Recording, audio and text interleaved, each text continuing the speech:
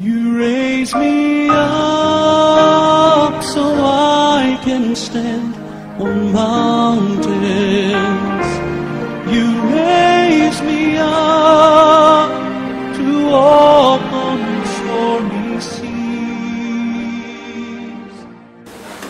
Pour commencer ce soir, avant que nous ouvrons la parole et que nous puissions prier, il est très important que nous puissions ensemble comprendre que nous vivons pour Christ. Paul dit aux Corinthiens, afin que ceux qui vivent ne vivent pas pour eux, mais qui vivent pour celui qui est mort et ressuscité pour eux. Amen. Alléluia. Amen. Ça doit être notre motif de vivre pour Jésus, d'exister sur terre pour une seule cause, Jésus, et d'avoir à l'esprit que si je viens à l'église, si je suis un enfant de Dieu, c'est parce que je vais quelque part. L'éternité de gloire m'attend. Beaucoup de gens viennent à l'église, ils sont à l'église, mais ils n'ont pas le regard vers la finalité des choses. Nous devons vivre tous les jours pour Jésus, et nous devons vivre tous les jours en ayant dans notre esprit que l'éternité de gloire nous attend. Vivre pour le royaume de Dieu. Vivre parce que Jésus va revenir. Vivre parce que Dieu a préparé une place pour nous au ciel. Vivre parce qu'il y a du travail dans le royaume de Dieu. Ne pas vivre sa vie pour manger les frites et les moules, non.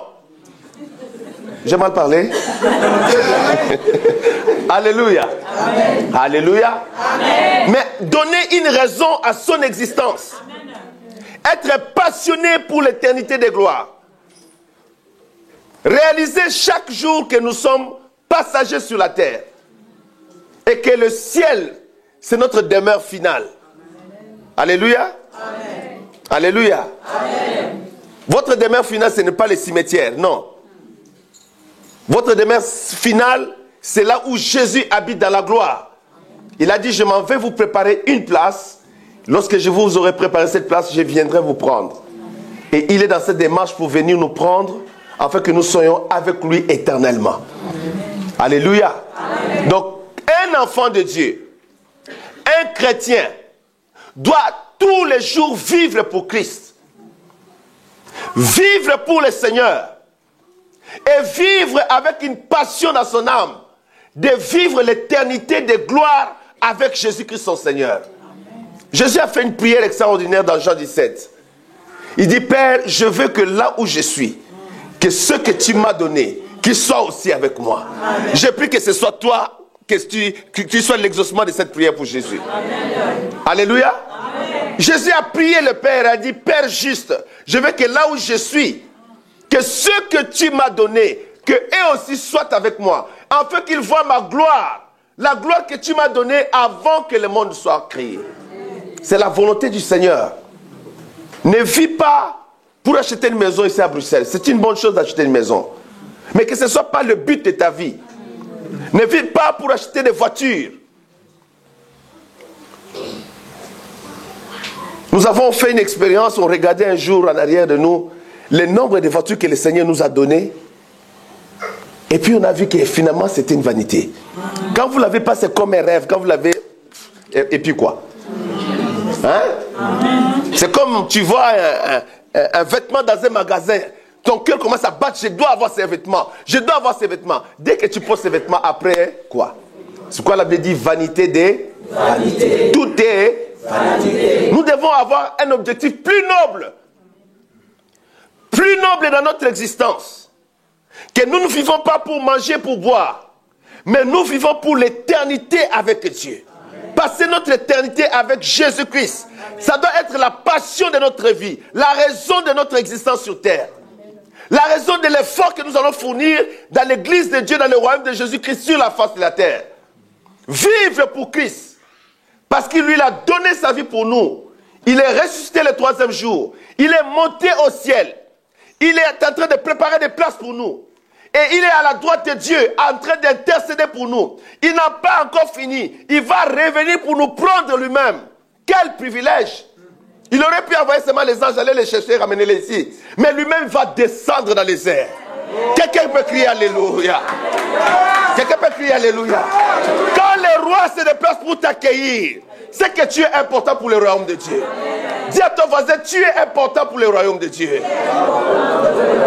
Ce n'est pas des serviteurs qui vont venir te chercher, mais le roi de gloire, le Seigneur de l'univers, lui-même va faire le déplacement pour nous accueillir, que nous puissions nous rencontrer avec lui dans les airs.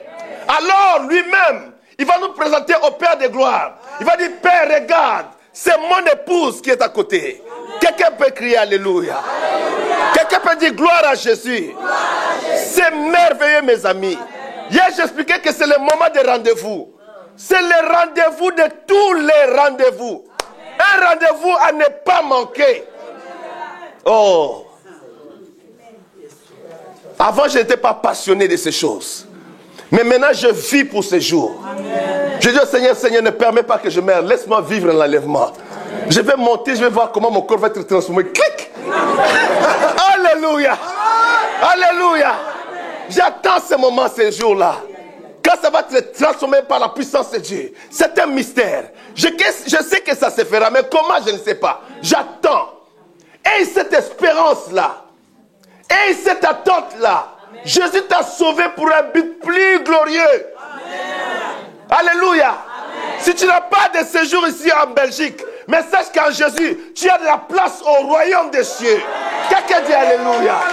Tu as de la place à la famille céleste. Amen. Alléluia. Au ciel, tu es le petit frère de David. Tu es le petit frère de Samson. Tu es le petit frère de Joël. Tu es le... Aïe, aïe, aïe, aïe, aïe. Tu es le fils du royaume de Dieu. Tu es la lignée des prophètes. Abraham est ton grand-père.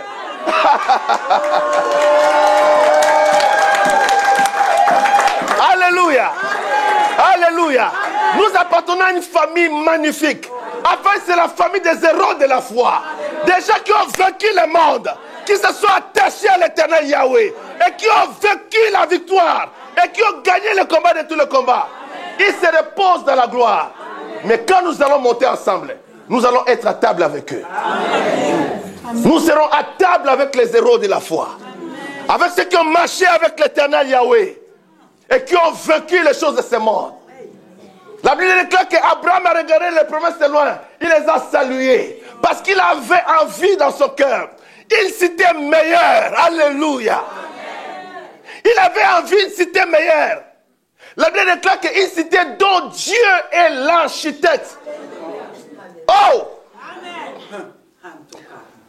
Nous sommes épatés. Quand je suis arrivé à Bruxelles la première fois, en 86, j'ai regardé comme ça.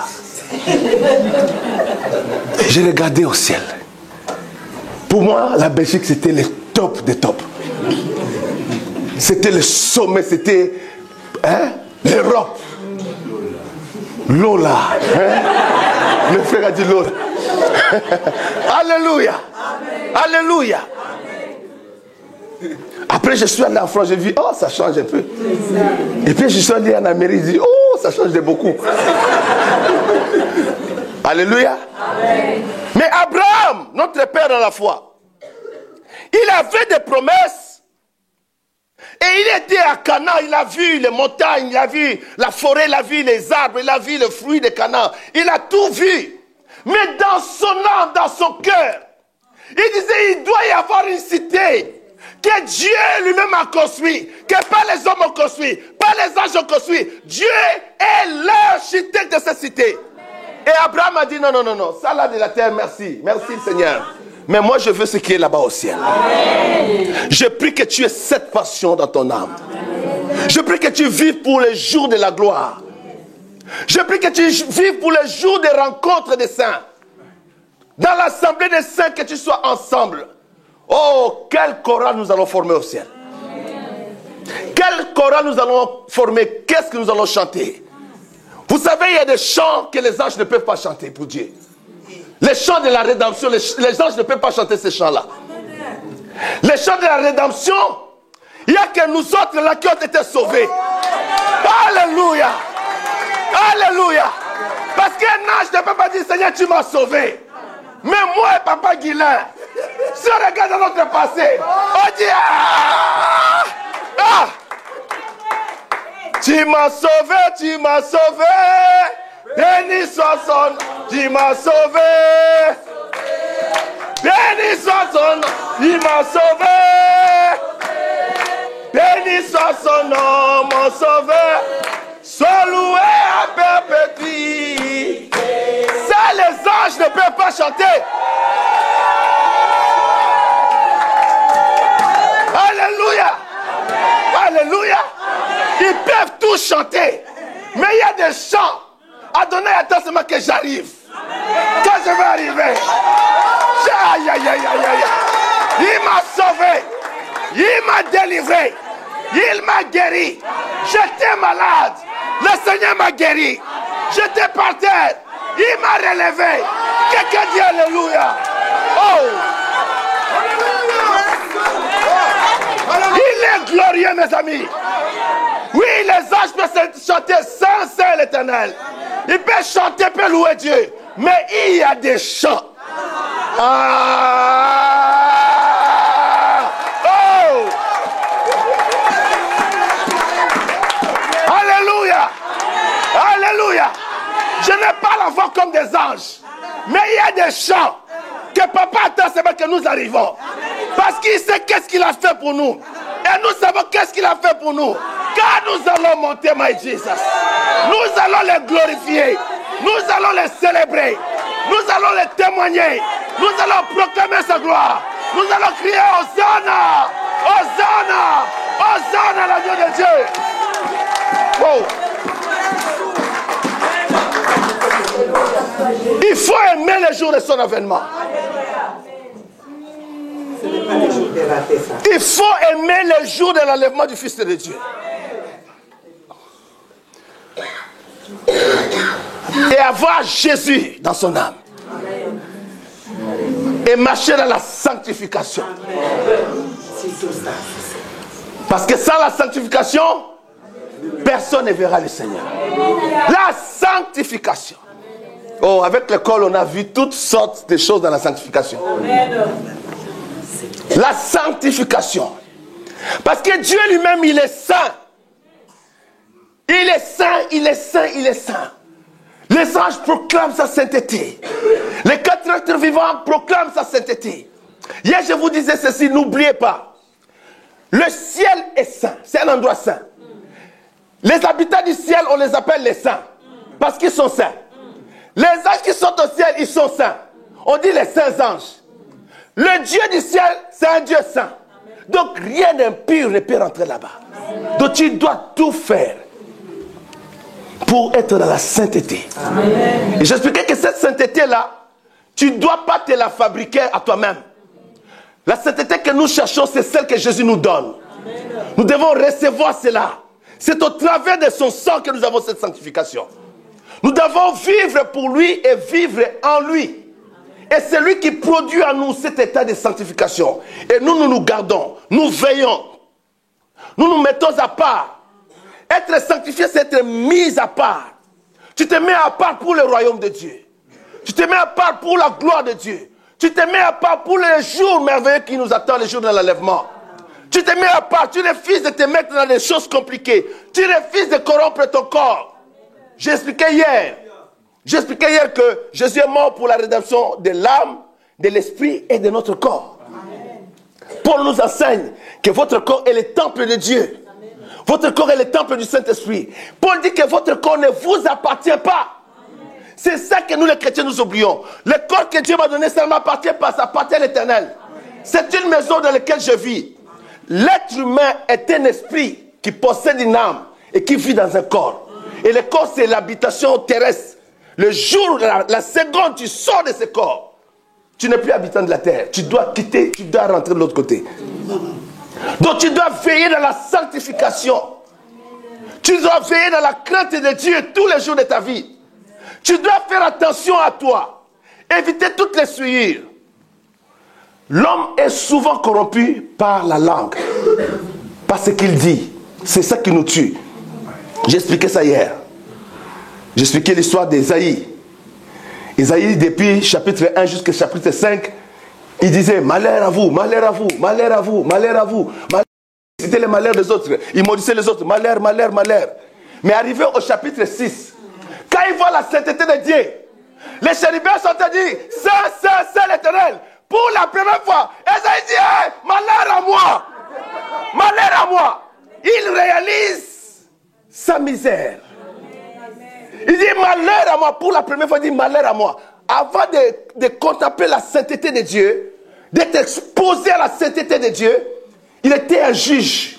Il était un prophète juge. Il jugeait malheur à vous là-bas. Oh, malheur à vous là-bas, Judas. Et juste malheur à vous. Malheur à tous ceux qui font ça. Ceux qui font ceci, malheur à vous. Vous êtes un voleur, malheur à vous. Vous critiquez tous les pasteurs, malheur à vous. Vous avez volé la dîme de Dieu, malheur à vous. Mais le jour, Dieu a dit attends. Dieu a dit trop malheur. Dieu a dit attends. Il dit viens mon petit. Et il dit je vis le Seigneur. Je vis le Seigneur sur un trône élevé. Et les pans de sa robe remplissaient le temple. My Jesus, ton Dieu il est grand. Je dis que ton Dieu il est grand. Ton Dieu il est tellement puissant. Les pans de sa robe remplissent le temple. Et puis les séraphins commencent à crier. Remarquez comment les séraphins font. À cause de la gloire de Dieu, de la sainteté de Dieu, ils se voient le visage. Et ils se voient les pieds. Ils se couvrent de la tête jusqu'aux pieds. Toi qui es femme, fais attention à ta façon de te vêtir. Couvre-toi. Couvre-toi. Si les séraphins se couvrent le visage, se couvrent le pied, dans la présence de Dieu, ne joue pas avec ton corps. N'expose pas ton corps à la séduction. Je peux entendre un amen. N'expose pas, jeune fille, jeune garçon. Parce qu'il y a des jeunes garçons maintenant qui viennent en petite t-shirt avec le muscle comme ça. Ils viennent, et puis les frères sont en train de voir la composition de leur corps, les muscles sont là. Hein? Ils sont musclés là comme ça. Non. Tu ne viens pas à l'église pour exposer tes muscles. Ah, quelqu'un peut dire amen. Tu viens pour que tu sois dans la piété, dans la sainteté de Dieu. Alléluia. Non seulement à l'église, même dans la maison chez toi, tu gardes cette tenue de l'humilité de Dieu. En fait, tu es humble devant Dieu et tu te couvres pour le Seigneur. Tu couvres ton corps, tu n'exposes pas ton corps. Surtout les femmes. Dieu, la manière que Dieu a créé le corps de la femme, Dieu a créé le corps de la femme de façon que ça séduit le cœur de l'homme. Ça attire l'homme. Dieu l'a créé comme ça. Mais vous devez avoir la sagesse de vous couvrir décemment. Amen. Parce que vous êtes les enfants du roi des rois. Amen. Votre Père est saint. Amen. Il habite dans la sainteté, dans la gloire. Amen. Alors quand Esaïe a vu la sainteté de Dieu défiler devant lui comme ça, pour la première fois, Esaïe a réalisé, j'ai les lèvres impures. Il a demandé de l'aide. Et l'ange de Dieu a pris avec des pincettes de charbon ardent. Oh, j'ai prié Dieu qu'il purifie nos lèvres. J'ai dit que Dieu purifie nos lèvres. Quand Dieu va purifier, la chose la plus terrible de l'homme, c'est la langue. La deuxième chose terrible, c'est nos pensées. L'homme est corrompu par les mauvaises pensées. Tu dois purifier les mauvaises pensées. Tu dois nettoyer, tu dois refuser les mauvaises pensées. Des fois, nous ne comprenons pas les degrés de la sanctification que Dieu demande. Il y a la sanctification extérieure, mais il y a surtout la sanctification interne, intérieure. Que tes pensées soient pures. Que tes pensées, que tu contrôles tes pensées. Si tu sens que tes pensées sont bombardées par l'ennemi, tu as des pensées impures, des pensées négatives, des pensées... Des fois, tu es là, tu es en conflit avec quelqu'un à gauche, sans que la personne t'ait fait quelque chose, mais c'est dans tes pensées. Tu es dans une guerre. Tu as engagé une guerre avec quelqu'un qui est innocent, il ne sait pas qu'il est en guerre. Alors, résiste à ces pensées-là. Refuse ces pensées. Je dis bien, refuse ces pensées. Et invoque le nom de Jésus contre cet esprit-là. Dis, je te chasse au nom de Jésus-Christ. Moi, des fois, c'est ce que je fais. Je crie à haute voix, quitte mes pensées au nom de Jésus. Parce que même nous, les hommes de Dieu, l'ennemi nous attaque pareil dans nos pensées. Alléluia. Nous devons faire violence et refuser ces choses. Et appliquer le sang de Jésus. Parce qu'il a bien dit qu'ils l'ont vaincu à cause du sang de Jésus et des paroles de leur témoignage. Ça, c'était l'introduction. Prenons nos Bibles maintenant. Oh, Jesus. Quelqu'un aime Jésus ce soir? Amen. Il est merveilleux. Oh, merci, mon frère.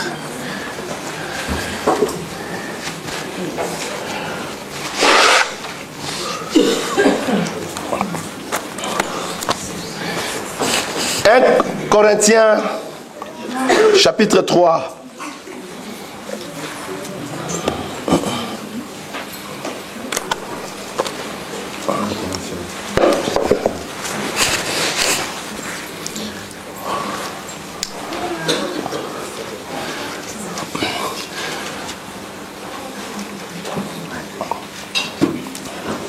Faites attention parce que la gloire de Dieu commence à circuler dans la salle et je peux le voir d'ici. Donc soyez concentrés dans la parole de Dieu.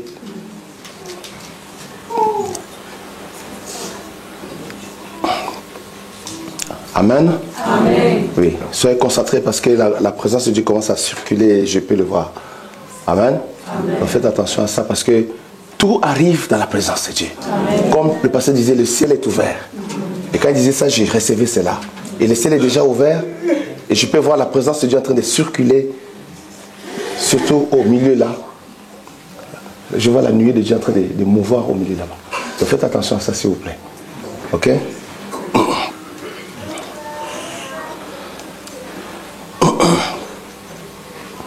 Je disais 1 Corinthiens chapitre 3, verset 11. Car personne ne peut poser un autre fondement que celui qui a été posé, savoir Jésus-Christ. Or, si quelqu'un bâtit sur ce fondement avec de l'or, de l'argent, des pierres précieuses, du bois, du foin, du chaume, l'œuvre de chacun sera manifestée, car le jour la fera connaître, parce qu'elle se révélera dans le feu, et le feu éprouvera ce qu'est l'œuvre de chacun. Si l'œuvre est bâtie par quelqu'un sur le fondement subsiste, il recevra une récompense. Si l'œuvre de quelqu'un est consumée, il perdra sa récompense. Pour lui, il sera sauvé comme au travers du feu. Nous gardons cette page-là, mais nous allons dans 2 Corinthiens, chapitre 5, verset 10. Nous allons revenir sur 1 Corinthiens. Oui, la présence de Dieu est réelle ici. Merci Seigneur.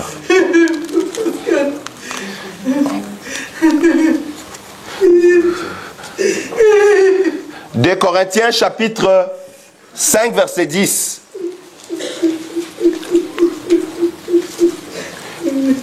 La Bible dit, car il nous faut tous comparaître devant le tribunal de Christ, afin que chacun reçoive selon le bien ou le mal qu'il aura fait étant dans son corps. Amen. Amen. Hier, j'ai parlé longuement et largement sur cela. J'expliquais ceci. Suivez-moi, parce que je vais rentrer dans un autre chapitre tout à l'heure pour aller un peu plus en profondeur. Le jour de l'enlèvement, quand Jésus va apparaître dans les airs, nous allons monter. Ceux qui sont morts dans le Seigneur, ils vont ressusciter premièrement. Et ils seront transformés par la gloire de Dieu. Ils vont monter. Et nous qui sommes restés sur la terre, nous serons aussi changés. Et nous allons tous ensemble, de toute l'église de Jésus, celle qui s'endort et celle qui est sur la terre, ensemble, nous allons monter dans la gloire du Seigneur. Ça va être le début des noces de l'agneau, comme j'expliquais hier. Amen. Amen. Et pendant les noces de l'agneau, c'est une fête. Matthieu 22 décrit cela, qu'il y aura des veaux gras qui seront tués, et il y aura un repas qui sera servi au ciel, à l'honneur des noces de l'agneau. J'expliquais hier, ça va être un grand jour de retrouvailles. Nous allons retrouver les hommes de Dieu, les pasteurs qui nous ont quittés sur la terre avant. Nous allons les rencontrer, les voir encore dans la fête des noces de l'agneau. Nous allons voir nos bien-aimés. Nous allons voir notre bien-aimé, le pasteur Jacques Vernon là-bas. Il nous a quittés brutalement, mais il avait fait son travail.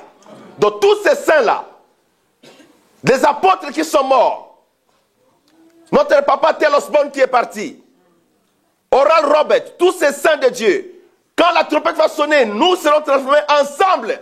Nous serons au ciel avec Jésus-Christ. Et il y aura le temps des noces de l'agneau. Ce sera un temps de fête, un temps de grande joie, des joies immenses. Parce qu'il y aura en même temps l'émotion et la joie des retrouvailles, en même temps l'ambiance de la fête, en même temps la surprise du ciel, parce que nous n'avons jamais vu le ciel encore. La surprise de voir les anges avec nos yeux ouverts. La surprise de voir toute la gloire que Dieu a préparée d'avance pour nous. Nous allons être confrontés à toute cette dimension. Je ne sais pas comment je vais réagir. Oh, alléluia. Je ne sais pas comment toi tu vas réagir. Je ne sais pas si la première journée, je vais danser, rouler par terre. Je vais dire aux anges, ne me touchez pas, laissez-moi faire ce que je fais. Je vais me rouler, danser, sauter. Je vais courir et arriver, après je vais revenir. Alléluia. Tellement je serai dans la joie. Ce sera un jour glorieux. Alléluia. Derrière ce temps de la fête. Faites attention, la gloire de Dieu est en train de se créer dans la salle, ok? Ouvrez votre cœur, comme le pasteur disait tout à l'heure. Soyez dans l'attitude de recevoir de la part du Seigneur.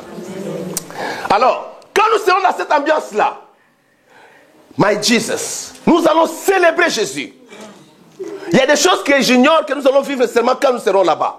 Alors, quand ces choses vont arriver, après ce temps de fête de repas, maintenant, on va passer à ce que la Bible appelle le tribunal de Christ. Ce tribunal-là, ce n'est pas pour nous juger par rapport à nos péchés. Ça va être un temps où Jésus va avoir la joie de distribuer les récompenses de ce que nous avons fait sur la terre. De comment nous avons travaillé dans l'église de Dieu. De comment nous avons investi notre argent, notre temps, nos prières, nos gènes, nos biens, notre intelligence, notre savoir-faire. Comment nous avons investi toutes ces choses sur la terre. Parce qu'il dit, étant dans ce corps, pendant que nous sommes dans ce corps, qu'est-ce que nous avons fait pour l'œuvre de Dieu? Qu'est-ce que nous avons fait pour l'église de Dieu? Qu'est-ce que nous avons fait pour notre église locale? Pour les royaumes de Dieu? Pour les serviteurs de Dieu missionnaires qui sont en train d'aller pour prêcher l'évangile de Dieu au loin? Ça va être un temps extraordinaire, j'ai démontré ça hier. Alléluia. Amen. Alors, le temps de récompense, c'est un temps puissant, mes amis. Beaucoup de chrétiens oublient qu'à l'enlèvement, il y a la première partie, la fête, la deuxième partie, le temps de récompense. N'oubliez pas, quand l'église monte, l'église est au ciel avec le Seigneur pendant presque une période de 7 ans. Après les 7 ans, l'église va redescendre avec Jésus-Christ pour le règne millénaire. Après, ça sera 1000 ans de Jésus-Christ sur la terre jusqu'à ce qu'on arrive au dernier jugement. Alléluia. Amen, amen, amen.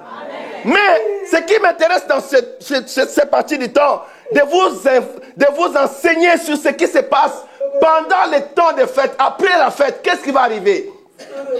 Le temps de récompense. Comment Jésus va-t-il récompenser les saints? Qu'est-ce qui va se passer? Hier, je disais que tu es chrétien dans l'église. Tu dois tout faire qui est dans ton pouvoir de faire quelque chose. S'il faut déranger le pasteur, dis pasteur. Moi, je suis un fils du royaume, je suis une fille du royaume. Je ne peux plus rester à l'église main croisée. Je ne peux plus regarder les choses au loin. Je dois faire quelque chose pour préparer le jour des récompenses au ciel. Parce que ce jour arrivera. Alléluia. Ce jour est devant nous. Ça va être un moment de grande joie. Mais ça risque un moment de rougissement pour certaines personnes. Parce que tout ce que nous sommes en train de faire sur la terre, étant dans ce corps, la Bible dit que le jour la fera connaître. Parce que les œuvres de chacun seront éprouvées par le feu. Tout passera par le feu. Si tu as bâti ton œuvre avec l'or, tu as bâti avec de l'argent, avec du bronze, avec du bois, avec du chaume, avec du foin, avec de la paille. Ça dépend comment tu as bâti l'œuvre de Dieu. Alléluia. Amen. Et nous devons comprendre en tant qu'église, il n'y a plus de temps à perdre, mes amis. C'est le temps de travailler pour Jésus-Christ. C'est le temps de travailler pour l'œuvre de Dieu. De nous impliquer dans l'œuvre du Seigneur. Comme plus qu'avant. Parce qu'avec cela, nous préparons nos couronnes au ciel. Amen. Tu prépares ta couronne au ciel. Amen. Dieu ne t'a pas amené à l'existence juste pour manger, boire, te vêtir et dormir et mourir un jour. Dieu t'a amené à l'existence pour que tu puisses bâtir son royaume. Amen. Pendant que tu es dans ton corps, pendant que tu vis sur la terre. Dieu t'a donné la grâce d'être en bonne santé pour que tu puisses le servir. Amen. Dieu t'a donné l'intelligence de parler un bon français pour que tu puisses le servir. Dieu t'a donné la créativité pour que tu puisses le servir. Dieu a mis des grâces en toi. Dieu a mis des potentiels en toi pour que tu puisses le servir. Ce n'est pas pour rester les mains croisées à l'église. Peuple de Dieu, qu'on ne vous trompe pas. Le temps est arrivé de se lever et de gagner ce monde pour Jésus-Christ notre roi. Quelqu'un dit amen très fort. Quelqu'un dit amen très fort. Amen. La Bible dit ceci. Que sert-il à un homme de gagner le monde s'il perd son âme? Tu cours pour le travail, tu cours pour des choses comme ça. Mais qu'est-ce que tu vas gagner à la fin? Les choses de ce monde, c'est vanité sur vanité. Mais il y a une grande récompense. Oh mes amis, il n'y a personne qui paye comme notre Dieu. Je dis, il n'y a personne qui paye comme notre Dieu. Il est le patron des patrons. Le meilleur patron qui existe, c'est l'Éternel. Si tu les sers de tout ton cœur, tu verras la gloire de Dieu. Amen. Allez avec moi rapidement parce que le temps court. Dans Matthieu chapitre 25. Matthieu 25. Oh, Rashikara Santo Montokora Maya Shikara Santo. Glory Meyaka. Hallelujah. Jesus, I love you.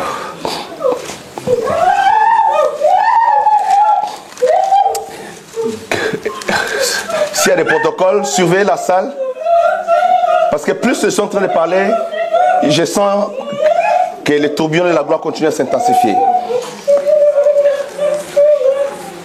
Matthieu 25, à partir du verset 14.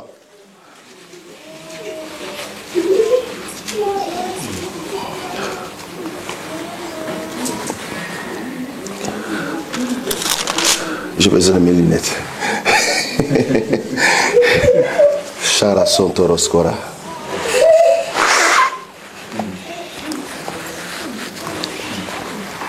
Matthieu 25, verset 14 dit ceci. Il en sera comme d'un homme qui partant pour un voyage, appela ses serviteurs et leur remit ses biens. Il donna 5 talents en l'un, 2 à l'autre, et 1 au troisième, à chacun selon sa capacité, et il partit. Aussitôt celui qui avait reçu les 5 talents s'en alla, les fit valoir, et il gagna 5 autres talents. De même, celui qui avait reçu les 2 talents en gagna 2 autres. Celui qui n'en avait reçu qu'un alla faire un creux dans la terre et cacha l'argent de son maître. Longtemps après, les maîtres de vint et leur fit rendre compte. Celui qui avait reçu les 5 talents s'approcha en apportant 5 autres talents et il dit, Seigneur, tu m'as remis 5 talents, voici, j'en ai gagné 5 autres. Son maître lui dit, c'est bien, bon et fidèle serviteur, tu as été fidèle en peu de choses. Je te confierai beaucoup, entre dans la joie de ton maître. Celui qui avait reçu les 2 talents s'approcha aussi et il dit, Seigneur, tu m'as remis 2 talents, voici j'en ai gagné 2 autres. Son maître lui dit, c'est bien, bon et fidèle serviteur, tu as été fidèle en peu de choses, je te confierai beaucoup, entre dans la joie de ton maître. Celui qui n'avait reçu qu'un talent s'approcha ensuite et il dit, Seigneur, je savais que tu es un homme dur, qui moissonne où tu n'as pas sémé, et qui amasse où tu n'as pas vanné. J'ai eu peur, et je suis allé cacher ton talent dans la terre. Voici, prends ce qui est à toi. Son maître lui dit, serviteur méchant et paresseux. Tu savais que je moissonne où je n'ai pas sémé, et que j'amasse où je n'ai pas vanné. Il te fallait donc remettre mon argent au banquier, et à mon retour, j'aurais retiré ce qui est à moi avec un intérêt. Ôtez-lui donc les talents et donnez-les à celui qui a les 10 talents. Car on donnera à celui qui a, et il sera dans l'abondance. Mais à celui qui n'a pas, on ôtera même ce qu'il a. Et les serviteurs inutiles, jetez-les dans les ténèbres du dehors, où il y aura des pleurs et des grincements des dents. Quelqu'un dit Amen. Amen. Quelqu'un dit Amen. Amen. Suivez-moi attentivement, mes amis. À la fin de cette lecture, on dit le serviteur inutile. Le serviteur inutile. La servante inutile. Il dit, jetez-les dans les ténèbres du dehors, où il y aura des pleurs et des grincements des dents. Il a manqué l'éternité avec Dieu. Il est rejeté de la présence de Dieu. Parce qu'il a été inutile dans le royaume. Il a été inutile. Toi qui écoutes ma voix ce soir, je parle comme un prophète de Dieu. Je suis en train de sonner la trompette pour le retour de Jésus-Christ. Je ne suis ici ni en vacances, ni pour me reposer, mais pour avertir l'église de Jésus-Christ sur la terre que le temps est arrivé de faire la volonté de Dieu et d'arrêter de faire la volonté de la chair, la volonté de l'homme. Jésus revient bientôt. Si tu ne faisais rien à l'église, tu regardais les choses de loin, tu ne voulais pas de problème, tu voulais avoir les mains propres sans avoir des inquiétudes, tu es en tort, tu es en faute devant ton Dieu. Dieu ne veut pas de serviteurs inutiles dans son royaume. Dans la maison de Dieu, chaque enfant de Dieu doit être utile à quelque chose. Quelqu'un dit Amen à cela. Quelqu'un dit amen à cela. Amen. Tu dois te réveiller. Tu dois te réveiller. Le jour approche où l'église de Jésus doit se lever comme une grande armée et envahir le monde et gagner les âmes pour Jésus-Christ et ramener les âmes dans le royaume de Dieu. Il faut se réveiller, mes amis. La paresse ne fait pas partie du royaume de Dieu. La négligence ne fait pas partie du royaume de Dieu. Les paresseux n'hériteront pas le royaume. Il a dit, allez, jetez-les dehors, jetez-les. Là où il y a des graissements, des dents, dans les ténèbres, jetez-les dans les ténèbres. C'est-à-dire, il est jeté dans les ténèbres de l'enfer. Il dit, jetez-les dans les ténèbres, là-bas. Là où il y a des graissements, des dents. Suivez-moi. Il dit, il a donné des talents. Le Seigneur a donné des talents à ses enfants. Il est parti, mais il ne nous a pas laissé les mains vides. Il a mis des talents dans l'église. Il a mis des capacités dans l'église. Il a mis l'intelligence dans l'église. Il a mis des potentiels à l'église. Qu'est-ce que tu fais avec les talents que Dieu t'a donnés? Tu as des excuses du matin au soir. Je vais faire. Quand est-ce que tu le feras, ma soeur? Dieu t'a donné la vision de t'occuper des orphelins. Qu'est-ce que tu fais avec cela? Ce n'est pas les moyens qui te manquent. C'est la volonté qui te manque. Pendant que tu écoutes ma voix, réveille-toi. Fais la volonté du Seigneur. Dieu t'a dit que c'est toi qui dois gagner les âmes. Tu dois distribuer le prospectus pour gagner les âmes dans la ville de Bruxelles. Regarde comment ils sont en train de périr. Et le Seigneur est à la porte. Qui va les évangéliser? Qui va les gagner au Seigneur? Pour que tu rentres dans cette maison de Dieu, quelqu'un t'a parlé de Jésus. Amen. Alléluia. Amen. Tu n'es pas venu de toi-même. Dieu a envoyé un de ses enfants qui a obéi, qui a ouvert la bouche, qui t'a parlé du royaume de Dieu. Et tu as compris la grâce de Dieu. Amen. Église, écoutez ma voix s'il vous plaît. Je vous parle comme un père parle au fils, parle aux enfants du royaume. C'est le temps de se relever, de commencer à travailler pour le royaume de Dieu. Amen. Les paresseux n'ont pas de place. Il dit, il nous a donné des talents. Il nous a donné des talents. Chacun a reçu des talents de la part de Dieu. Et ce qui est merveilleux, il dit, il a donné des talents à chacun selon sa capacité. Amen. Il y a un détail important. À chacun selon sa capacité. Dieu connaît ma capacité. Il ne peut pas me donner quelque chose qui dépasse ma force, ou ma compréhension, ou mon habilité de faire.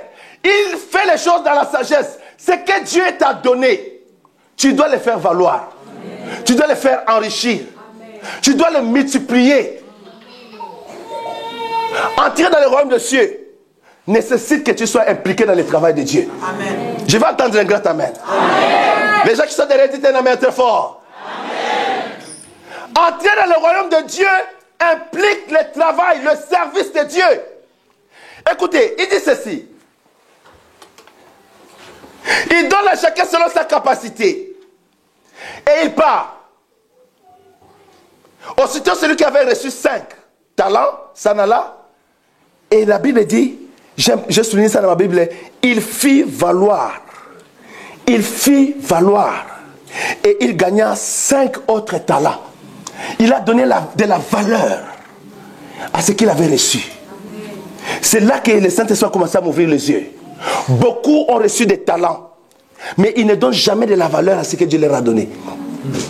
Ils ne donnent aucune importance. Bon, tu sais, moi, je suis capable de faire ceci. Hein. Ben, mon père, tu sais, mon père. Ben, tu comprends, quoi. Mon père, c'était quelqu'un, quoi. Et puis, j'ai appris ça de mon père, bon. Mais je sais pas quoi. Bon, si l'église veut, bon, je peux les aider de temps en temps, quoi.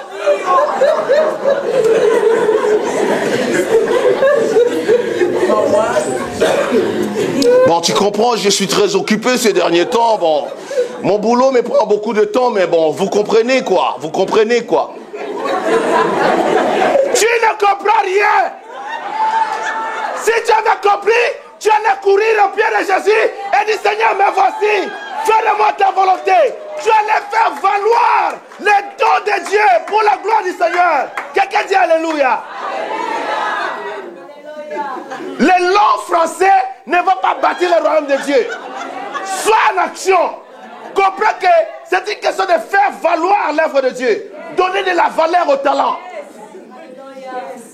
Dieu te donne des talents. Tu dois avoir l'intelligence de valoriser ces talents, de l'apprécier et de travailler ces talents pour que ça reproduise en d'autres termes. Si dans une grande église comme celle-ci, il y a seulement 2% de l'église qui travaille pour l'église, ça c'est pas normal. Hier je disais ici, notre église ici là, a le potentiel de se multiplier dans toute cette Belgique, dans toute cette Europe. De s'implanter partout et de gagner des milliers de personnes pour le royaume de Jésus-Christ. Mais il faut que tu te réveilles. Dis à ton voisin, réveille-toi. Commence à travailler pour Jésus-Christ. Est-ce que quelqu'un comprend? Dit Amen. Si chacun met la main dans la pâte, chacun valorise son talent, chacun donne la valeur au talent qu'il a reçu de Dieu, l'église va se multiplier, l'église va s'implanter partout et le nom du Seigneur sera glorifié. Le jour des récompenses arrive. Il ne faut pas que tu aies la honte. Hier, je vous ai expliqué qu'au jour des récompenses, après les fêtes des noces de l'agneau, ça va se faire devant tout le monde. Ça va se faire devant tout le monde. On va t'appeler Gilbert, présent Seigneur. Et Gilbert se présente. Et les œuvres vont te suivre. Tout ce que tu as fait, ça va paraître pia. Et puis tous les saints regardent. Moïse demande, mais c'est qui ce Gilbert là? Oui, il était le fleuve d'eau vive. Ce qui se passait, c'est pasteur Guillet. Là, pasteur Guillet est de l'autre côté. Si le pasteur Guillet voit déjà que les œuvres de Gilbert sont petits, aïe.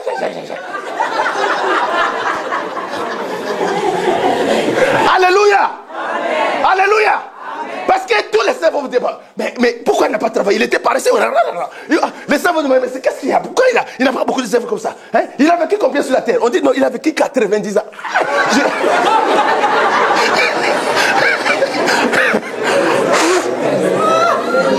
Alléluia. Il a vécu combien? 90 ans. Mais qu'est-ce qu'il a fait pendant tout ce temps-là? Qu'est-ce qu'il a fait pour le royaume de Dieu? Quelle a été sa contribution à l'œuvre de la croix? Paul a dit quelque chose qui fait un débat de l'humilité théologien. Il a dit ce qui manque à la croix de Christ, je l'achète dans ma chair. Les gens disent, mais il est fou. Qu'est-ce qui peut compléter l'œuvre de la croix? Jésus a dit, tout est accompli. C'est une œuvre parfaite. Paul comprend que Christ est mort. Mais pour gagner les âmes, je dois m'y mettre. Quelqu'un dit Alléluia. Amen. Il doit souffrir dans la chair encore. Amen. Il fait participer son corps à la crucifixion de Christ pour gagner le royaume de Dieu. Bien-aimé, il a donné des talents. Nous avons ici des talents, plein de talents qui sont là dans l'église. Les gens ne valorisent pas les talents qu'ils ont reçus. C'est ça le grand problème à ce moment ici. Et nous croyons que nous sommes quittes. On peut rester comme ça. On fait la Sainte Communion, on vient, on mange la communion, on va s'asseoir, on est peinard. On ne sait pas comment on a acheté cette communion-là, qui l'a fait, comment on a prié pour ça. Non, tu es là, tu bénéficies seulement, mais tu ne participes pas. Ça, c'est une grave erreur, bien-aimé. Tu dois tout faire en tant qu'enfant de Dieu. De participer à l'avancement du royaume de Dieu. Dieu t'a donné une vision pour l'église. Viens voir le pasteur. Dis, pasteur, regarde ce que Dieu m'a montré la nuit. J'ai à cœur de faire telle chose dans l'église. Le pasteur va voir, va s'asseoir avec toi. Le pasteur va prier avec toi. Le pasteur va t'encourager. Travaillez pour le royaume de Dieu. Investissez. Donnez même au Seigneur. Donnez même vos argents. Nous avons vu tantôt à l'école biblique. Il y a des gens qui ont le don de libéralité. Dieu t'a donné cette capacité de donner pour l'œuvre de Dieu. Soutiens l'œuvre de Dieu de tout ton cœur. On ne t'a pas te supplier. Excuse-moi. Les jeux de récompense là, tu ne vas pas me dire merci. Papa Guilin sera là-bas, moi de l'autre côté, on te regarde. Et puis on est en train de donner, bon, Il a bien travaillé. Il reçoit ça. Tous les saints clament. Il reçoit ça. Oh, Gilbert a été magnifique. Pendant les 90 ans, regarde ce qu'il a fait. Il est allé à Bukavu. Il a aidé les orphelins. Il est revenu à Bruxelles. Il était là à Namur. Il a construit une église. Il a fait ceci. Il était derrière son pasteur. Il faisait ceci. Il a soutenu un fleuve d'eau vive. Et tout cela, ça compte. Amen. Et la balance pèse. Et la balance pèse. Et la gloire.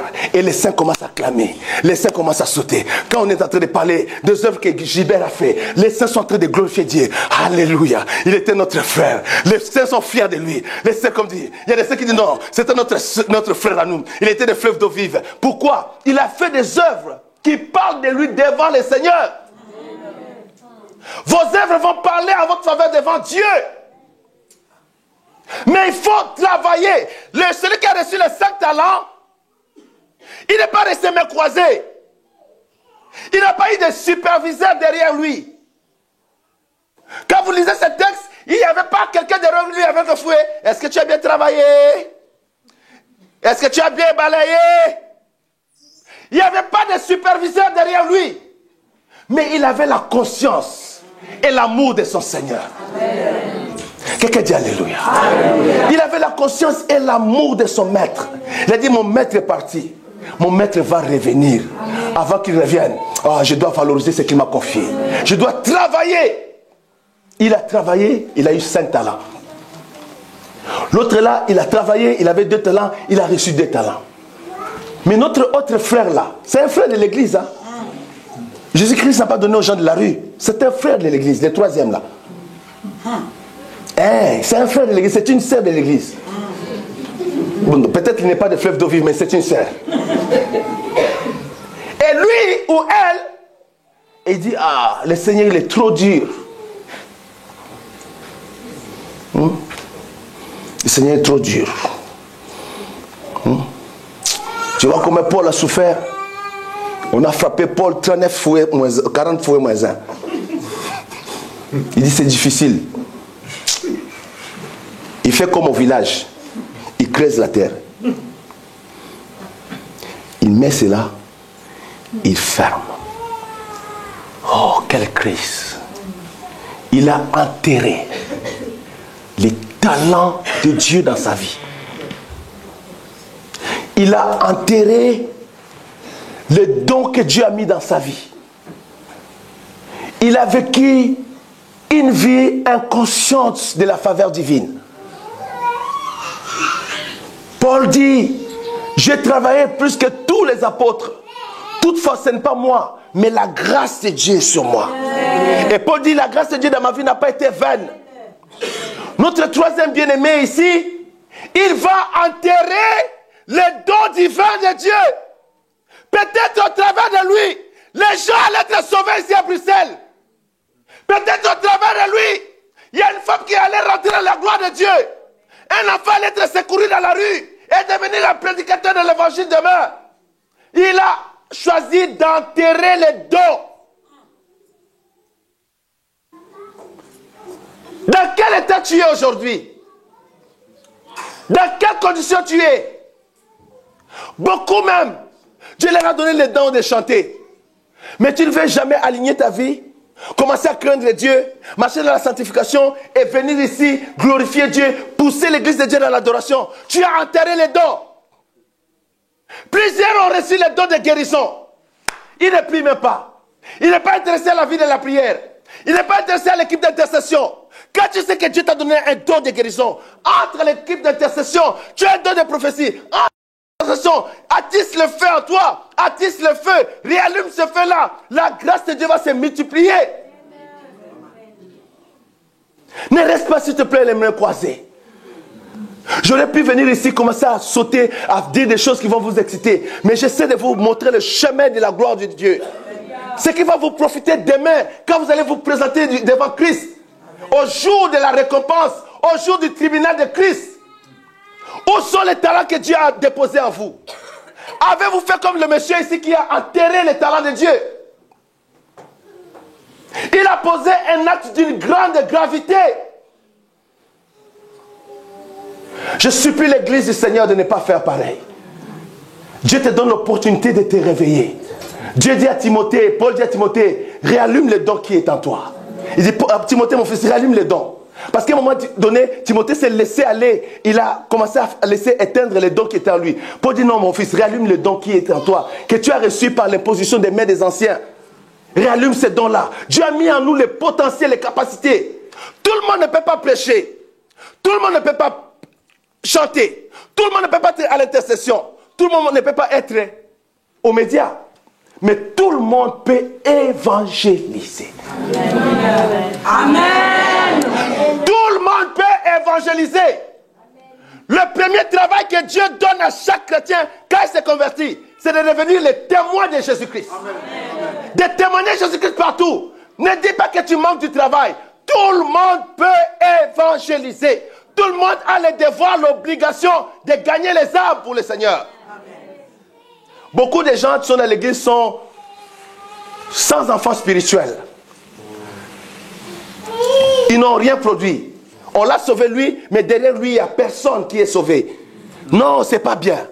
Ça ne glorifie pas ton Père Céleste. Tu dois tout faire en tant qu'un enfant de Dieu. D'amener ne fût-ce qu'une âme. Je dis même une âme seulement, ici à l'église en disant, Seigneur, voici mon talent que j'ai multiplié. Une âme que tu as fait l'effort. Tu es allé l'évangéliser, il t'a insulté. Tu es revenu, il t'a insulté. Tu es revenu encore, il t'a insulté. Il t'a fermé la porte, il t'a raccroché le téléphone. Tu es encore allé et tu commences à gêner pour cette âme. Tu commences à prier pour cette âme. Tu comprends l'importance d'une âme. Tu fais tout. À la fin, l'âme donne son cœur à Jésus. Oh, tu auras la joie dans le cœur d'être battu pour que cette âme-là soit gagnée à Jésus-Christ. Quelqu'un dit amen à cela. Amen. Tout le monde, toute l'église peut évangéliser. Toute l'église peut aller dehors, gagner les âmes, les ramener dans le royaume de Dieu à l'église. Il faut que tu fasses quelque chose. Prenons notre texte dans la Bible. Allez rapidement avec moi dans... Oh my Jesus. Dans Luc chapitre 19. Alors rapidement parce que je vais arrêter bientôt. Luc 19.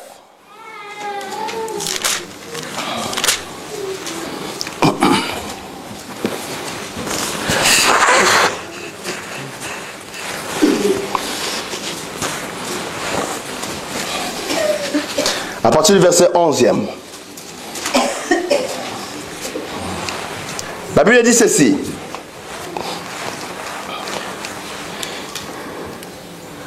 Et je crois, même pendant qu'ils sont en train de parler, le Seigneur est encore en train de donner les talents et à mettre des dons dans le cœur des gens ici. Quelqu'un lève la main droite. Dit, Saint-Esprit, je reçois les talents. Saint-Esprit, je reçois les dons. Au nom de Jésus-Christ. Amen. Luc 19, verset 11. Ils écoutaient ces choses et Jésus ajouta une parabole. Excusez-moi. Parce qu'il était près de Jérusalem et qu'on croyait qu'à l'instant le royaume de Dieu allait paraître. Il dit donc, un homme de haute naissance. J'aime la Bible. Un homme, hein? Oh. Un homme de haute naissance. On va y arriver. Un homme de haute naissance s'en alla dans un pays lointain pour se faire investir de l'autorité royale et revenir ensuite. Il parlait de lui-même de façon masquée. Il appela 10 de ses serviteurs. Leur donna 10 mines. Et leur dit, faites-les valoir jusqu'à ce que je revienne. Là, il leur dit clairement, prenez les 10 mines, faites-les valoir jusqu'à ce que je revienne.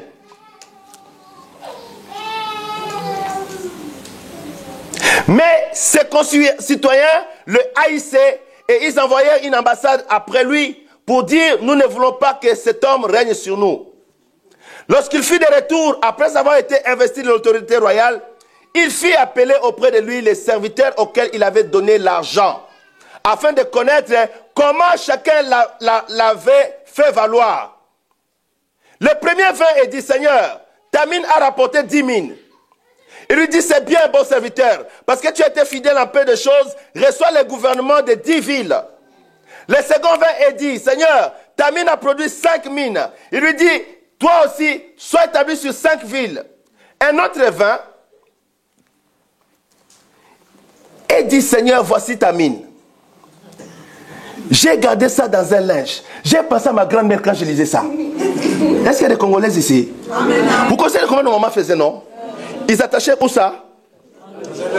Dans un linge. C'est sérieux ce que Jésus dit ici. J'ai dit, wow, peut-être c'est une Congolaise. Alléluia. Alléluia. Quand je disais ça, je dis, oh. La tante faisait ça. Au bout de sa pagne, hein, tu vas voir un gros, parce qu'elle vendait du pain, elle vendait des choses. Tu vas au bout de sa pagne, c'est gonflé comme ça. Et nous, on savait que c'est de l'argent. Et elle a de l'argent.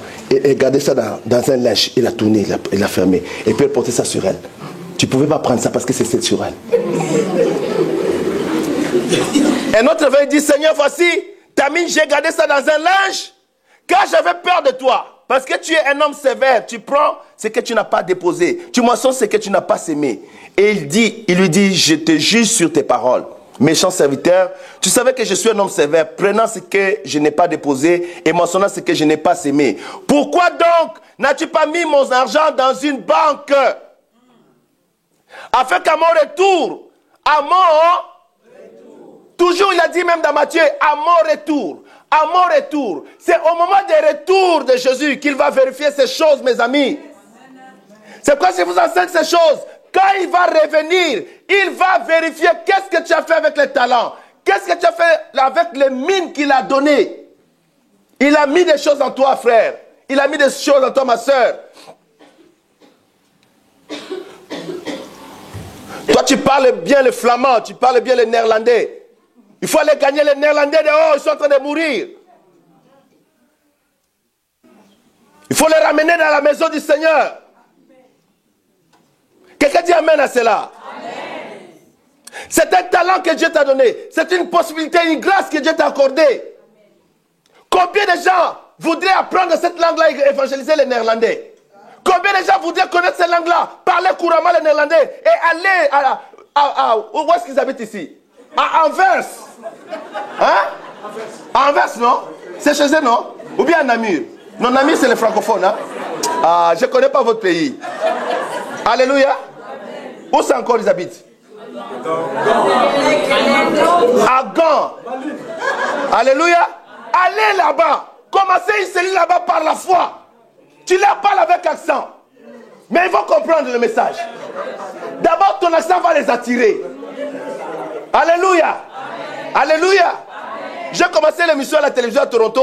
Avant, on m'a dit, prêche en anglais. J'ai tremblé, je dis en anglais. Non. J'ai commencé à parler. Ma femme m'a dit, pasteur, prêche seulement en anglais. J'ai dit, avec quel accent, ma femme? Et puis, ça n'a pas duré. La chaîne là a fait un contrat avec Daystar. Alors, ils ont perturbé les horaires de notre place à la télévision. Ils m'ont proposé une heure que je trouvais que ce n'était pas intéressant. J'ai dit, non, moi, je ne vais pas perdre mon argent. À cette heure-là, qui va nous suivre? Après, je suis allé à CTS.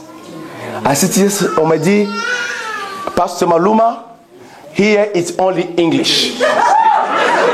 J'ai dit, Saint-Esprit de Dieu, où est-ce que je vais fuir là? Et je sais que je n'ai pas d'autre choix.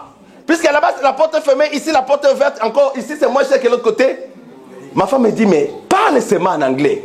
Avec ton accent là, ils vont écouter. Le premier jour, j'ai commencé. J'ai fait l'émission à la maison avec mes enfants.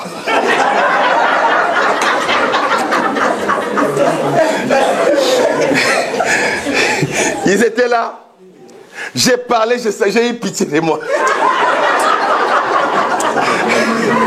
J'ai eu pitié de moi ce jour-là. Et puis mon fils Kader, quand je dis, Daddy, it's okay. Vous pouvez dire, bon, prends courage, bon, il y a trop de fautes, mais... Alléluia. Alléluia. Et puis j'ai pris mon courage à deux mains. J'ai dit que ce qui va venir, va venir. Et Koya, Alléluia. J'ai commencé à parler. Mes enfants filmaient comme ça. J'ai parlé seulement. J'ai refusé de les regarder. À la fin, j'ai fini. Après, j'ai demandé, est-ce que ça a été? Ils ont dit, it's okay, Daddy, it's okay. Mais Archange, lui, ne lâche pas. Il dit, Daddy, tu as fait quelques fautes. Bon, c'est pas grave. Prochainement, tu vas corriger ça. Ça, on ne dit pas comme ça. J'ai dit, ok, merci. Donc, toi, tu vas toujours être là pour me corriger. La deuxième fois, je fais l'émission. La troisième fois, la quatrième fois, et puis c'est fini. Après, puis j'ai pris le courage. Qu'est-ce qui m'a encouragé? Quand on a passé l'émission à la télévision, 100% des appels, parce que les gens appellent après l'émission, c'est que des anglophones. J'ai dit, c'est que ça marchait. Les anglophones ont compris ce que j'ai dit. Alléluia. Alléluia.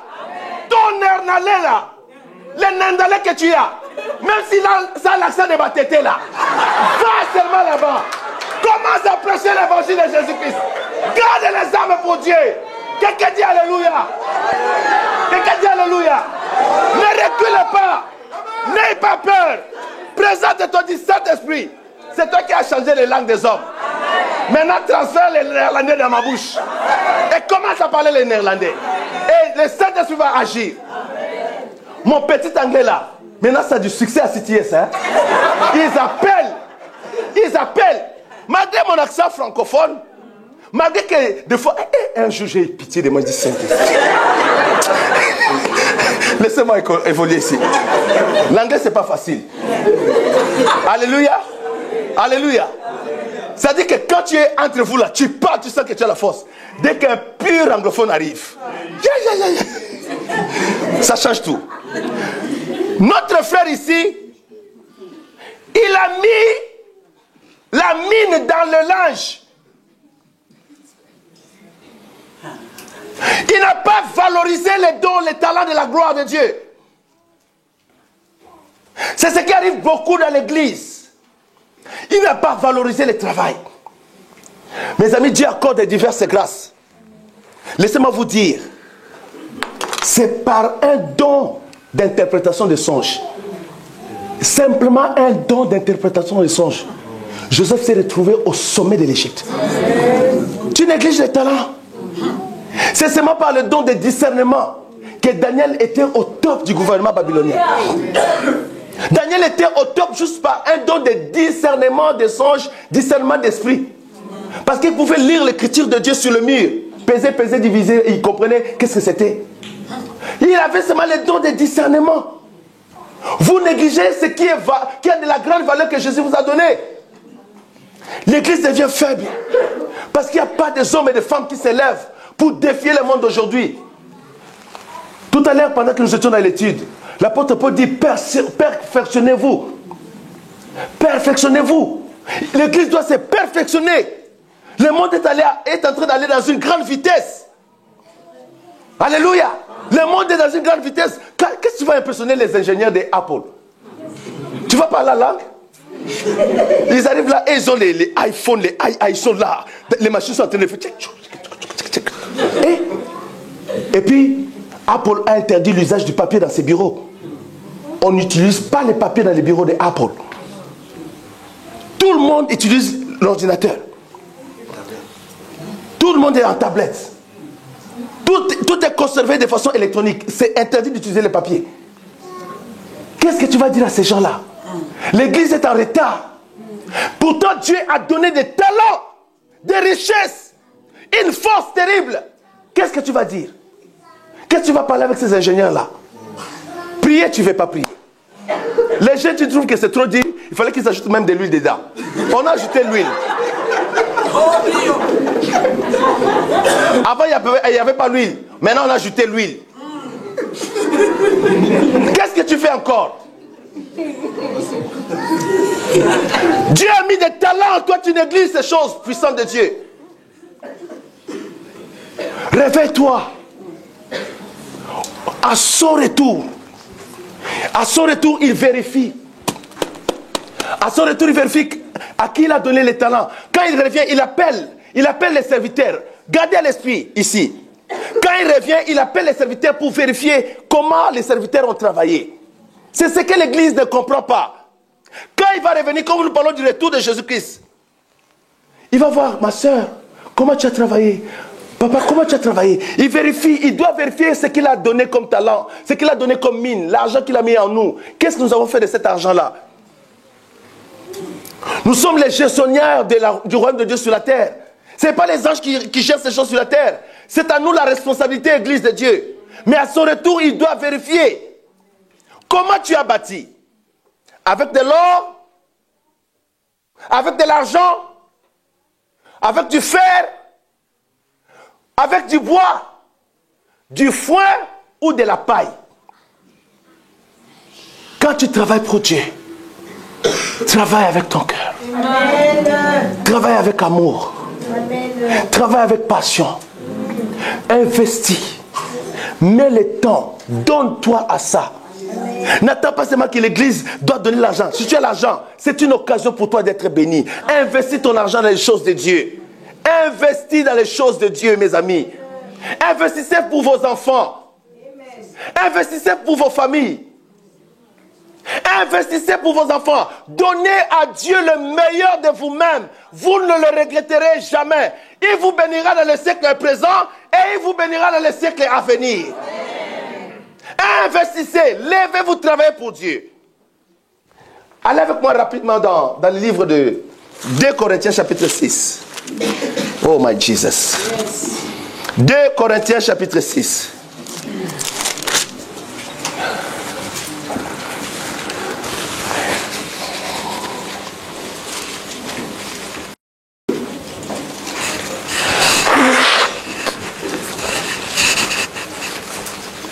Des Corinthiens chapitre 6. Oh, c'est merveilleux. Quelqu'un dit avec moi gloire à Jésus. Gloire à Jésus. Suivez attentivement ici, mes amis. Ça, j'ai aimé ce texte quand je lisais ça aujourd'hui. Ça, c'est un filet mignon sur la table là. Cuit à point. Et ça, tu ne peux pas manger ça seul. Il faut partager. Quelqu'un dit alléluia. Moi, j'aime les filets mignons. Ça dépend du cuisinier aussi. Il dit, écoutez comment il dit. Puisque nous travaillons avec Dieu. Nous travaillons avec qui? Dieu. Puisque Paul dit, puisque nous travaillons avec Dieu, nous vous exhortons à ne pas recevoir la grâce de Dieu en vain. Car il dit, au temps favorable, je t'ai exaucé. N'oubliez pas ce que tu lis là. Au temps favorable, je t'ai exaucé. Au jour du salut, je t'ai secouru. Voici maintenant le temps favorable. Voici maintenant le jour du salut. Nous ne nous donnons aucun sujet de scandale en quoi que ce soit, afin que le ministère ne soit pas un objet de blâme. Mais nous nous rendons à tous égards recommandables, comme serviteurs de Dieu, par beaucoup de patience. Suivez bien la liste de toi qui dois travailler pour Dieu. Paul dit, nous travaillons avec Dieu. Pour le royaume des cieux, je ne travaille pas Dieu. La grâce m'a été accordée. La faveur m'a été accordée. Dieu a mis en moi des talents, des mines. Dieu a mis des trésors dans ma vie. Écoutez mes amis. Il dit, verset 4, commencez à suivre avec moi. Mais nous nous rendons à tous égards recommandables. Quand tu travailles pour Dieu, tu dois d'abord être recommandable. Tu dois être sans blâme. Tu dois garder l'intégrité pour la gloire de Dieu dans le travail que tu fais. Regardez les païens, mes amis.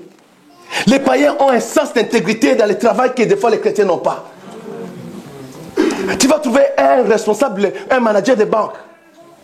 Il est recommandable. On peut même, le directeur de la banque peut le recommander dans une grande entreprise financière. Parce que la façon qu'il a travaillé à son poste.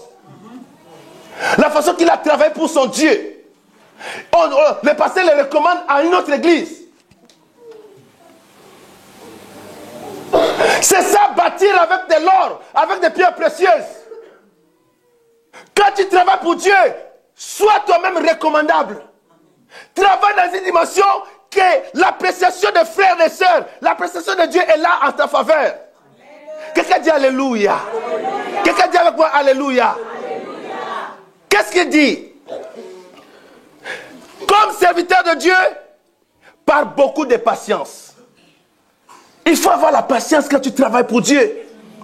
Surtout ceux qui travaillent en équipe. Travailler en équipe n'est pas facile. La patience, c'est une qualité de l'esprit. C'est un caractère de l'esprit, c'est un caractère des enfants de Dieu. La patience fait partie des fruits de l'esprit de Dieu. Par beaucoup de patience. Regardez comment les apôtres ont travaillé. Ils étaient recommandables comme serviteurs de Dieu. Par beaucoup de patience dans les tribulations. Dans les calamités, dans la détresse. Dans les détresses. Un jour, Dieu m'a dit, Jacques, tu vas aller au Venezuela et au Pérou. J'ai prié, Dieu m'a connecté avec un pasteur espagnol. J'ai pris l'avion, j'ai payé, je suis allé avec mes bien-aimés. Nous sommes allés au Pérou. Nous avons fini le Pérou. On allait au Venezuela, entre Pérou et Venezuela. C'était dur, mes amis. On a raté le premier avion. On a dû encore payer. Et quand on a raté l'avion, on a raté toutes les connexions qui étaient dans l'autre ville, dans l'autre pays. Donc on a perdu aussi les billets des autres avions là-bas. Mais on a repayé les billets. Et comme on a manqué les connexions là-bas, on devait encore payer l'hôtel, ce qui n'était pas dans notre budget. Mais qu'est-ce qui se passe? On prend l'avion, maintenant, on a failli mourir. Quand on est arrivé dans les hauteurs des montagnes, des grandes montagnes de l'Amérique latine, le vent a frappé notre avion. Pas. Mes amis, j'étais à l'intérieur. J'ai vu notre avion aller comme ça. Ouh. Et j'ai regardé par la fenêtre, je disais, ça là, ça va cogner cette montagne-là. J'ai crié, Jésus! Le pilote a ressaisi l'avion. On sent que tout a bousculé. À ce moment-là, chacun commence à prier son Dieu. Ceux qui ne parlent pas langue commencent à parler là. Alléluia. Amen. Le pilote reprend l'avion. Il fait monter. C'est le deuxième vent qui était fatal.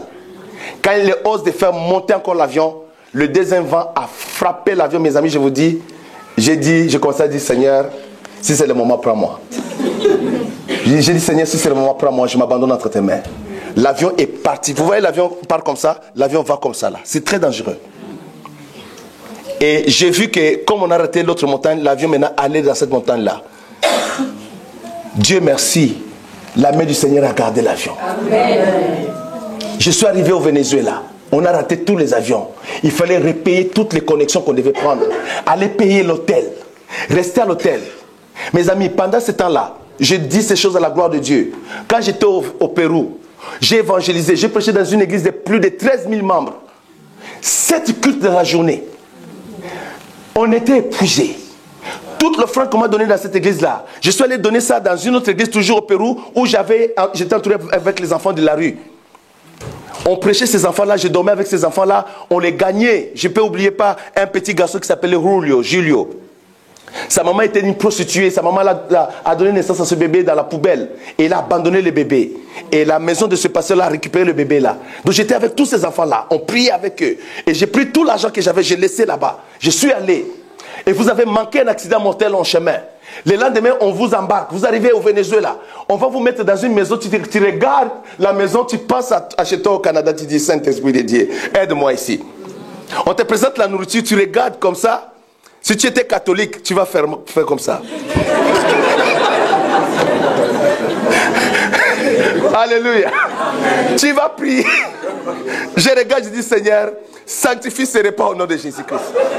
Et j'ai dit, je vais manger ça par la foi au nom de Jésus-Christ. Et j'ai mangé la nourriture. Et la nuit, les démons ont commencé à nous attaquer. On se réveille la nuit, on se bat en prière jusqu'à 5 h du matin. Je sors dans la ville. J'arrive, les pasteurs de la ville m'ont accueilli. Et puis on m'amène à un endroit, il y avait une fontaine d'eau, c'était construit en ciment. Il s'est marqué aqua, ça veut dire de l'eau. C'est la première fois que j'ai fait la croisade en plein air. Ça c'était mon estrade. Je suis monté, je suis arrivé là et puis on m'a donné les micros. J'ai prêché, personne ne me regardait. J'ai parlé, les jeunes étaient là, ils causaient. J'ai dit, Saint-Esprit de Dieu. Je suis venu leur prêcher la parole de Dieu. Personne ne me regardait. J'ai pensé que j'ai failli mourir en chemin pour ces gens. Pour leur apporter cet évangile. Mais ils ne me regardent même pas. Ils ne font même pas cas de moi. Je prêche. Je finis de prêcher. J'avais un interprète espagnol. Je fais l'appel au salut. Personne ne répond. Ils me regardent comme ça. Et puis il y a des garçons qui commencent à rigoler. J'ai dit, Saint-Esprit, aide-moi. J'ai fait un deuxième appel au salut, personne ne répond. Troisième fois, je lève la voix. Je prends autorité, je dis, au nom de Jésus, regardez-moi. Peut-être vous faites attention, ma couleur n'est pas parce que je suis noir. Mais sachez que Dieu m'a envoyé pour vous sauver. C'était à Margarita Island au Venezuela. Mes amis, j'ai pris autorité, j'ai brisé la puissance qui bloquait leur salut dans cette ville. Et j'ai fait l'appel au salut. Tout le monde est venu devant Jésus-Christ. On peut acclamer le Seigneur pour cela. Tout le monde a répondu à l'appel de Dieu. Tout le monde est venu à Jésus. Ce que je ne savais pas, les pasteurs regardaient tous ensemble si j'étais vraiment un homme de Dieu. Pourquoi ils regardaient cela? Parce que dans cette ville-là, les églises ne grandissaient pas. Pourquoi les églises ne grandissaient pas? Les gens ne donnent jamais leur vie à Jésus. Quand j'ai fait l'appel au salut, la première personne à se lever, c'était un vieux monsieur. Il est venu comme ça là. Et puis il s'est mis debout devant. Dans mon cœur, je commençais à dire gloire à Dieu. Seigneur, tu n'abandonnes pas tes serviteurs. Alléluia. Je commençais à être encouragé. Et quand le papa là s'est mis debout, les grands-pères, tous les jeunes ont commencé. Et même les jeunes qui me faisaient le trouble pendant que je prêchais, ils étaient tous là. Je leur ai fait accepter Jésus-Christ. Et les pasteurs se disaient, ils se disaient en espagnol, c'est un homme de Dieu, c'est un homme de Dieu, c'est un homme. Moi je ne savais pas, mon interprète écoutait, c'est un homme de Dieu. Il commençait à trembler. L'autre dit non, il va venir chez moi, il va venir chez moi. Il commençait à se disputer de moi. Moi je suis en train de faire accepter Jésus ici. Et je demande au Saint-Esprit de venir les toucher. La gloire de Dieu tomber sur ce peuple. Des fois pour servir Dieu, tu peux passer par la détresse, mais tu ne mourras pas. Il est avec toi. Il te gardera. Il te protégera. N'aie jamais peur. La personne qui a gardé l'argent dans les linges, il a dit j'ai eu peur. Le monsieur qui a enterré les talents, il a dit j'ai eu peur. N'aie pas peur de servir ton Dieu. S'il est pour nous, qui sera contre nous?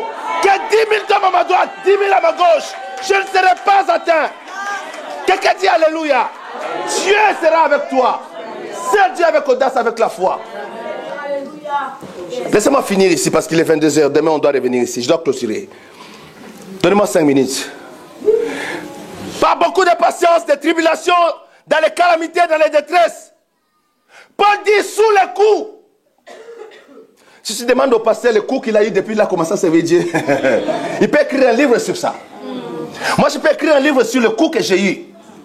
Même quand tu diriges un petit département, tu peux faire face à des coups. Mais n'aie pas peur. Je dis ces choses parce que ce sont les choses qui font peur à certains de servir Dieu dans l'église. Tu vois, pasteur, le coup qu'ils m'ont fait à la chorale, hein, pasteur, tous les choristes se sont levés contre moi. Hein, pasteur, tu as vu ce que Leslie a fait aujourd'hui? C'est elle-même qui a chanté les chants que moi je voulais chanter. Laisse Leslie tranquille. Alléluia. Ton tour va arriver. Amen. Toi aussi tu chanteras la gloire de Dieu. Amen. Sous le coup, dans les prisons. Oh, le pasteur Guilain a un témoignage de la prison. On l'avait mis en prison, dans la prison, il a gagné les âmes pour Jésus-Christ. Quelqu'un dit alléluia. N'aie pas peur de la prison. Peut-être c'est une porte ouverte pour le royaume de Dieu dans quelqu'un qui est là-bas. Il y a un enfant de Dieu qui est là-bas qui a besoin du salut. Amen. Mais n'aille pas en prison parce que tu es brigand ou voleur. Ça c'est mauvais. Dans les troubles, dans les travaux, dans les veilles, ils veillaient beaucoup. Dans les jeûnes, ne croyez pas que les apôtres, parce qu'il a fait la puissance, ils ne jeûnaient pas. Ils étaient dans des jeûnes multipliés. Tu ne peux pas servir Dieu sans être dans les jeûnes, dans des veillées personnelles. Il y a des veillées qu'on fait en équipe, mais tu dois apprendre quand tu veux servir Dieu à une certaine dimension, d'être en veillée toi-même toute la nuit, tu es à genoux devant le Seigneur. Quelqu'un dit amen à cela. Amen. Par la pureté, regardez la liste est longue. Par la pureté, il faut servir Dieu avec un cœur pur. Pas par des motifs quelconques, mais dans un cœur pur, dans des motifs purs, pour glorifier le nom de ton Dieu. Garder la pureté pendant que tu es en train de servir Dieu. Combien c'est dommage. Nous avons eu des personnes avec beaucoup de talent, mais le diable les a corrompus et a souillé leur corps, a souillé leur âme. Et dès qu'ils ont perdu la pureté, ils ont perdu les choses qu'ils faisaient pour Dieu. Et ça prend du temps, mes amis, ça prend du temps pour revenir. C'est important de se garder dans la pureté. Par la connaissance, l'école biblique. Il faut connaître ton Dieu et apprendre les choses de ton Dieu. Quand tu sers le Seigneur, tu dois servir aussi en ayant la connaissance de ton Dieu. C'est quoi les apôtres enseignaient les disciples? Il y avait de l'enseignement au temps des apôtres. Ils enseignaient. C'est par la connaissance qu'on arrive à servir Dieu. Je vous dis la vérité. Ils m'ont bombardé par les questions de l'école biblique. Si je n'étais pas vraiment préparé, je ne sais pas. Papa, vous avez des enfants intelligents. Les questions venaient comme ça. Ça a l'air simple, mais quand tu analyses dans ton esprit, tu dis wow! Mais il faut avoir la connaissance. Il faut connaître. Quand on parle de la doctrine de Dieu, quand tu évangélises, on te bombarde par les questions. Tu connais le principe de la rédemption. Tu connais que Christ est mort. Non seulement il est mort, il a été enseveli. Non seulement il est enseveli, mais il est ressuscité des morts. Il est assis à la droite de Dieu. Et le salut, c'est par la foi. Le salut est gratuit. Alléluia. Et tu ne dois pas payer de l'argent comme à un moment donné au Kenya. Tu veux gagner, accepter Jésus, $150. Tu veux l'impression du pasteur, $100. Tu veux la délivrance, $500. Il faut faire attention, les choses ont changé. Par la connaissance, par la longanimité, par la bonté. Par la bonté. Quand tu sers Dieu, tu dois être bon. Il y a des frères, quand ils travaillent, ils terrorisent les autres frères. Tout le monde a peur. Non. Tout le monde doit avoir le respect de ce que tu es. Mais pas avoir peur de toi. Amen. Avoir la bonté. C'est-à-dire que tu dois être un homme de bonté, une femme de bonté. Quand tu es là, les amis sont à l'aise. Ils aiment Dieu. Ils découvrent le caractère de Jésus en toi. Par la bonté. Par un esprit saint. Par une charité sincère. Un amour sincère vrai. Par la parole de la vérité. La parole de vérité. C'est-à-dire que quand tu parles, il n'y a pas les mensonges en toi. Par la puissance de Dieu. Si on te touche et on te provoque, c'est 6600 volts. La gloire de Dieu est en toi. Alléluia. La puissance de Dieu est en toi. Pourquoi? Parce que tu es un homme de prière. Tu es un frère qui prie. Tu es une soeur qui est engagée dans la voie de la prière. Tu sers Dieu aussi dans la prière. Tu t'équipes dans la prière. Mes amis, pour servir Dieu, il faut prier. Amen. Pourquoi il y a seulement amen ici là? Amen. Au vous, je peux avoir un amen. Amen. Par la puissance, dans la prière. Il dit encore quoi après la prière? Après la puissance. Je suis dans quel verset là? Par les armes offensives et défensives de Dieu. Quand tu es en train de servir Dieu, tu dois apprendre à te défendre. Je vous ai dit au Venezuela là, on ne dormait pas. Les démons, ils nous attendaient dès qu'on finissait la croisade, ils nous attendaient à la chambre. Je vous dis la vérité, je n'exagère pas. Ils nous dérangeaient, surtout moi, je ne sais pas ce qui s'est passé. Je devais rester à genoux en prière jusqu'à au moins 5 heures du matin en train de résister à la force démoniaque qui venait m'attaquer. J'ai commencé à dormir seulement, il est 7 heures du matin. Là, 6 heures du matin, 7 heures, je commence vraiment à dormir. Mais avant 6 heures, c'était difficile. Je vais commencer quelques jours sans dormir parce que je sentais l'oppression démoniaque terrible qui venait contre moi. Mais il faut apprendre à te défendre. Tu dois être équipé par les armes offensives et défensives. En fait, ici, Paul dresse la liste de toutes choses que l'Église doit connaître, doit savoir dans notre marche avec Dieu, dans la manière de travailler avec Dieu. Parce qu'il commence le chapitre en disant, c'est avec Dieu que nous travaillons. Mais malgré qu'il travaille avec Dieu, mais la discipline, regarde l'intégrité, regarde la pureté, la sainteté, regarde la discipline de la prière, la vie de la prière, le côté de savoir payer le prix. Quand tu sers Dieu, tu dois apprendre à payer le prix pour le service de Dieu. Ce n'est pas facile que mon épouse, sa mère, on l'a enterrée hier, aujourd'hui elle est en train de prêcher l'évangile. Elle n'a pas eu le temps de faire le deuil parce que le deuil est arrivé pendant qu'elle est programmée pour le service de Dieu. Hier, ce n'était pas facile pour moi d'être ici. J'ai des gens qui m'appellent, qui pleurent, mes nièces m'appellent, ils pleurent, mais les enfants de la famille m'appellent, pleurent, ceux qui sont au Congo appellent, ils pleurent, et je dois gérer ça, je dois les consoler, ils savent que je suis leur père spirituel, je suis aussi un papa de la famille. Je dois les consoler, je leur ai parlé, leur donner les mots de réconfort, mais quand je les laisse, ça affectait déjà mon cœur.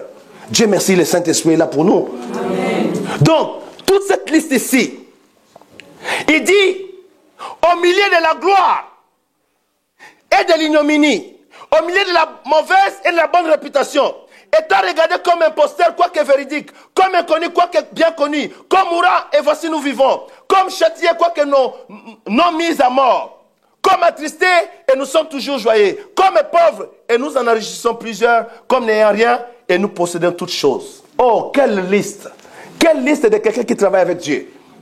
Il travaille avec Dieu. Parce qu'il a dit, nous travaillons avec Dieu. Mais regarde la liste. Qu'est-ce que ça veut dire en résumé? Paul veut dire simplement, il n'y a rien sur la terre des hommes là qui peut l'empêcher de servir Christ. Amen. La gloire ne l'empêchera pas. Amen. La souffrance non plus ne l'empêchera pas. Amen. Le combat ne l'empêchera pas. Amen. Si c'est le combat, il va se battre. Pourvu qu'il est en train de travailler avec son Dieu pour que le royaume de Dieu aille de l'avant. Bien-aimés dans le Seigneur, réveillons-nous. Dieu a mis des talents en vous. Comme a dit le pasteur, il ne savait pas qu'est-ce que j'allais prêcher ce soir. Mais il voyait déjà dans le spirituel qu'il y a des choses qui n'ont même pas de nom, qui descendaient. Des dons qui viennent du ciel. J'étais en train de répandre ça sur nous. Dieu a mis des capacités importantes dans ta vie. Dieu a mis des sagesses. Dieu a mis une intelligence que personne peut-être n'a dans cette salle. Pour que le royaume de Dieu aille de l'avant. Regarde la vision que nous avons ici à l'église à Bruxelles. Dieu veut que cette église s'implante partout et immédiatement. Ça ne doit plus tarder. Ça doit rentrer dans l'agenda de l'année prochaine. De commencer à implanter fleuve d'eau vive partout à Namur, à Gand, à Mons, à Anvers. Je ne connais pas toutes les villes. Que fleuve d'eau vive s'implante. Mais avec qui le pasteur va faire cette vision-là? Si toi, maman, tu dors, si tu prends l'argent, tu mets au bout de l'âge, tu attaches comme ça. Là. Ça ne va pas marcher. Ou bien tu creuses, tu mets par terre, tu mets ça dans la terre. Ça ne va pas marcher. Le royaume de Dieu a besoin de chacun. Chacun est utile dans la maison du Seigneur. Quelqu'un dit Amen. Lève-nous en acclamant la parole du Seigneur. So I can stand on mountains. You raise me up